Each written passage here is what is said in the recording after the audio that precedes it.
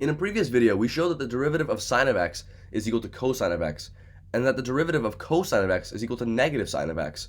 And while we did prove this with the definition of the derivative, we can also use visual intuition to see that this is true. So for example, we will get the slopes of tangents of these curves at certain points. So at pi over 2, we see that this is a maximum and there's a slope of 0, and in fact cosine does equal 0 at that point. Or here, we have negative 1 at pi, right, the slope of the sine. And we see that here, it is in fact going to be equal to negative 1. So that's just an example. And we also know, of course, that cosine of x's derivative is negative sine of x using the definition or the visual argument. But this is actually really huge. Now why? Because look, every other trigonometric function, those being tangent, cotangent, secant, and cosecant, can all be expressed in terms of sines and cosines, which means that computing their derivatives is going to be incredibly easy if we already know the derivatives of sine and cosine. And that's what we're going to do in this video. We're going to look at the derivatives of these four functions. So I have them written out right here. We have the four derivatives. Now I'm going to start with the multiplicative inverses, so cosecant and secant. So let's start with derivative of cosecant x. So what is it? Well, of course, one thing we can do is rewrite it in terms of sine, right? Because we know what sine's derivative is. So we can say that this is equal to the derivative of 1 over sine of x. And now we're going to use the quotient rule, where, of course, the quotient rule, if you remember, is going to be the derivative of f over g, so two functions, is equal to f prime g minus g prime f over g squared. And of course, these are not compositions, these are just multiplications, all right? And g squared is just d times g. So anyways, that's what we're going to do. So here, of course, this becomes f prime, well, that's going to be 1. So f prime of 1 is going to be 0. 0 times sine of x, right, which is going to equal 0, but we would just want to write it out to make sure we're sure, minus g prime f. Well, f is going to be 1, and what is g prime? It's going to be cosine, right? So we have cosine of x over here, and we can divide that by the g squared, which is going to be sine squared. So we have sine squared of x. And now, of course, you can see that the 0 and sine x cross out, and you have a negative cosine of x, which means that when we write this again, we have negative cosine of x, right? Like this. And now we're going to split the bottom into 2. What I mean by that is we're going to have sine x over here like this, and then we're going to multiply this by 1 over sine x, because we'll show that this becomes a nicer form. So here we go. Now, what is cosine x over sine x? Well, if we look right up here, cosine x over sine x is cotangent x, right? So what we can do is we can say that this is equal to negative cot of x, all right? And what's 1 over sine of x? Well, that's just cosecant x.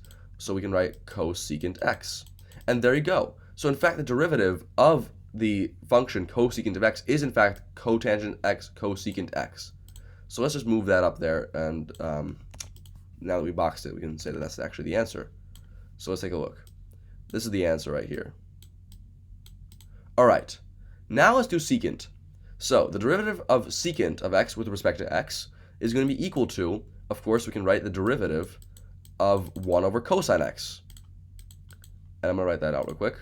So we have cosine of x. All right, and of course, using quotient rule again, we can say f prime g minus g prime f over g squared. Well, g squared is just going to be cosine squared x.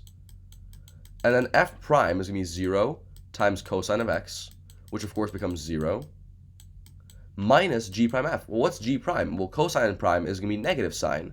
So we get minus negative sine of x times 1, because that's the f over here.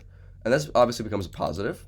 And so what we see here is that the derivative of secant of x becomes, and we're going to write it in the same way, we get sine of x here over cosine of x, right, times 1 over cosine of x, which obviously, as we know, is going to be secant. So what does this mean? Well, we know the definition of tangent, or one of them being the quotient of sine of x and cosine of x. So ultimately, we know that this will become tangent of x times secant of x. There you go. And there you go. You've just proved and shown that the derivative of the secant of x is equal to secant x tan x. So we can put a box around that, and we're done with that problem, right? So that's already really cool. We just use sines and cosines to prove a couple of these functions, derivatives. So we're going to do the same for tangent and cotangent.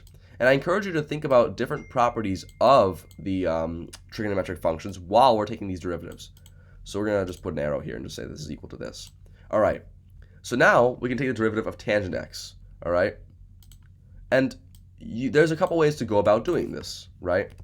For example, we can first say that this is equal to the derivative of sine of x over cosine x by the definition of tangent. So sine of x over cosine x. And now you could use the quotient rule to solve this, but let's do something more fun. Let's use something we proved already in this video. So the derivative is going to be equal to sine x times secant of x. Would you agree with that if I said that? Because that's 1 over cosine. And when you multiply those together, you get tangent. So that's what we're going to do. We're going to actually use product rule on the derivative of tangent so that we can use the result we already showed, that the derivative of secant is going to be tan secant. So what's f prime here? It's sine x. So f prime g is going to be cosine of x times secant x. All right? And then we just add g prime f. Well, let's see. F here is sine x. And we multiply that by the derivative of secant, which as we know is secant x tan x. So you can multiply that by secant x times tangent x. Like this. Now, one thing that's very satisfying already is that cosine x and secant x annihilate each other, because this is just 1 over cosine of x. And these obviously will cancel out because they're reciprocals. So you get 1 over here. And when you add that to, well, what's this mess? Well, again, we can make sense of it by multiplying together sine x and secant x. But look, we did that in the first step already, here, where that's tangent. So we can say that tangent times tangent, right? Writing this down as tangent. So multiplying the two together gives you tan squared of x. All right. Well, what do we do from here? Well, recall the all-important Pythagorean identity from trigonometry, where sine squared of x plus cosine squared of x is equal to 1. And why am I bringing this up? Because from this right away we derive a fun relationship between tangent and secant. So let's divide everything by cosine squared of x. And what we get is that sine squared over cosine squared is just tangent squared, right? So tan squared x, these will annihilate each other and become 1. And this is equal to 1 over cosine squared, which is equal to, you guessed it, secant squared of x. And right away we see that with this property and this relationship with the derivative, we get secant squared of x. And there you have it. The derivative of tangent x is secant squared x. So we put a box around that, and we can throw this upstairs into our sort of table of derivatives, if you will, right over here. So not negative secant squared, but just secant squared. So there's your answer. And how about cotangent? We can do the same thing with cotangent, and I'm going to use our product rule here again instead of quotient rule. So I'm going to move that down over here. Now, of course, we know that this is going to be equal to the derivative with respect to x of cosine of x over sine of x by the definition of cotangent. And now, again, we're going to express this as a product of one of the reciprocal trig functions and the trig function. In this case, we get d dx of cosine of x times cosecant of x, right? And now we're going to use the product rule again. So, what's f prime? What's negative sine x? Times g, which is going to be cosecant x. And we add that to g prime f. So g prime is going to be cosecant. Well, what's the derivative of cosecant? And in case you forgot already, we said that it's going to be negative cot x cosecant x. So it's going to be plus negative cotangent of x cosecant of x. And we multiply that by the original cosine x. All right. So again, one thing very satisfying already is that, of course, these sines and cosecants, right, because this is just 1 over sine, these will obviously cancel out, and you get negative 1 over here. This is just a plus minus, so it's minus. And what's cotangent times cosecant times cosine? Well, remember, cosecant and cosine multiplied together give us cotangent, right over here. So we can multiply this together, and we get minus cot squared of x. And what we can do now is we can factor out the negative 1, and we can say 1 plus cot squared x. Now, what is this equal to? Well, if we look at the Pythagorean identity up here, if we, instead of dividing by cosine squared, we divide by sine squared, all right, what do we get? Well, from here we derive 1 added to, well, what's cosine squared over sine squared? It's going to be cotangent squared of x is equal to, well, what's 1 over sine squared x? Well, we know it's cosecant squared x. And look at that. Using this result right over here, I'm going to drag this down to the bottom because we're going to see it better here. But look, that's the result that we wanted to show right here. That 1 plus cot squared x is equal to cosecant squared x. So this entire function expression here is just cosecant squared x. Which means, therefore, the derivative of cotangent x is negative cosecant squared of x. And there you have it. That is the derivative of cotangent of x. So I'm going to just bring this answer up to the top. Let's see, where are we? There we go. All right. So this just describes the derivatives of all of the trigonometric functions, or the basic ones at least. And what's so cool is that all we needed to know was the derivatives of 2 of the functions to know the derivatives of all 6 in total. And you can see some special relationships in here, I hope at least, where you can see the Pythagorean identity, sine squared x plus cosine squared x equals 1. And with those 2 functions that are in this equation, we see a relationship in terms of derivatives, where the derivative of one is the other, and the derivative of the other is the negative of sine of x. Okay, how about the other forms? Tan squared x plus 1 equals secant squared x.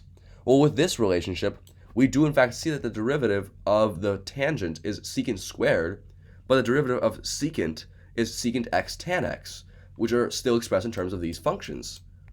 And finally, we also saw that the derivative of the cotangent is going to be the negative cosecant squared, and the derivative of cosecant is negative cosecant cotangent x.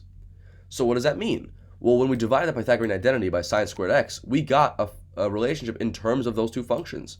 So as you can see, deriving these equations and identities from the original Pythagorean identity with those functions give us some special relationships between these functions beyond derivatives. So the question now to ask is that a coincidence or not? Anyways, I hope that you've enjoyed this quick look about how you take the derivatives of trigonometric functions. The main takeaway here, of course, is that knowing just these 2 derivatives gives us a treasure trove of information about the rest of them, expressed in terms of these derivatives and functions here. And the fun thing is that there's more than one way to take a derivative. There's not just the quotient rule. You could use a product rule. And in fact, with the idea of cotangent that we just had, taking the derivative of cotangent, we could have also taken it as the derivative of 1 over tangent of x. And my phone is going off, which is interesting, but sorry about that. As I was saying, we could have taken the derivative of cotangent x as the derivative of 1 over tan x. We could have done that. We could have gotten the same result. So the point here is that, again, there's no robust one way to take a derivative. So be creative, be fun. We just had a little fun by expressing the tangents and cotangents as products of 2 of the functions. And we used the product rule instead of the quotient rule because we, for some reason, said, you know what, I don't feel like it. So anyways, have fun taking your derivatives, and till next time.